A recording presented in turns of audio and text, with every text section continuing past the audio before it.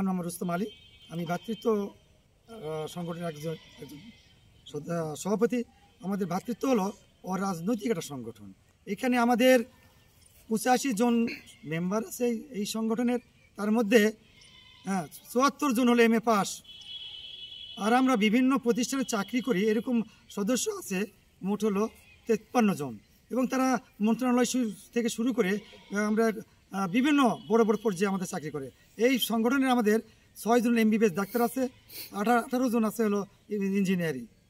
সার্বিকভাবে আমাদের এই সংগঠন থেকে আমরা ইতিমধ্যে এই সকলের উন্নয়ন কল্পে আমরা 44 লক্ষ টাকা বাজেট পেয়েছি। এটা হলো ওয়াশরুম এবং হাটের উন্নয়ন কল্পে। এবং এতিমখানার জন্য আমরা 1 টন চাল পেয়েছি। তার এই কারণে আমরা ভ্রাতৃত্ব আমরা নিয়ম মানে মাফিক আমরা সমাজের উন্নয়ন কল্পে আমরা সবসময় সৎবস্ত্র, শীতবস্ত্র এবং ওষুধপত্র এবং এলাকার ফ্রি মেডিকেল ক্যাম্প এবং কর্মসংস্থান তৈরি করা এবং এলাকার অভাব অনটনগ্রস্ত মানুষের সাথে আমরা একত্রবোধ করা, এইগুলো আমরা কাজ করে থাকি। সামাজিক কর্মকাণ্ড আমরা করে থাকি। এবং ঈদ উল ফিতরের দিনে আমরা কি করে থাকি, আমরা সিমাই চিনি এবং কম্বল বিতরণ করি। শীতের মধ্যে করি আমরা সিমাই চিনি বিতরণ করি। যাক, সার্বিকভাবে জনসেবার কাজে আমরা নিয়োজিত থাকি।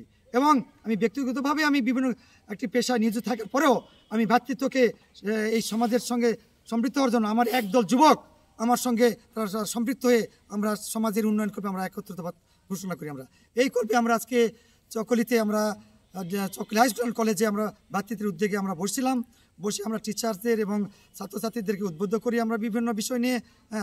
তারা আমাদের কমিটমেন্টস করছে যে স্কুলের মান উন্নয়ন করবে। এবং আমরা বিভিন্ন যারা প্রাইমারি স্কুল থেকে ক্লাস 5-এ পাস করে 6-এ ভর্তি হবে এরকম কয়েকটা স্কুল আমরা পরিদর্শন করি।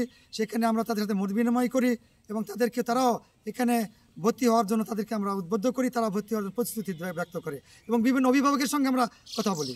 এবং অনেক দৌড়াদৌড়ি করার পরে, অনেক কথাবার্তা বলার পরে এই কিছুক্ষণ আগে আমরা আবার চকরিতে পদার্পণ করলাম। এই বলে ভালো থাকবেন সবাই, সুস্থ থাকবেন। আমার বক্তব্য শেষ করতে।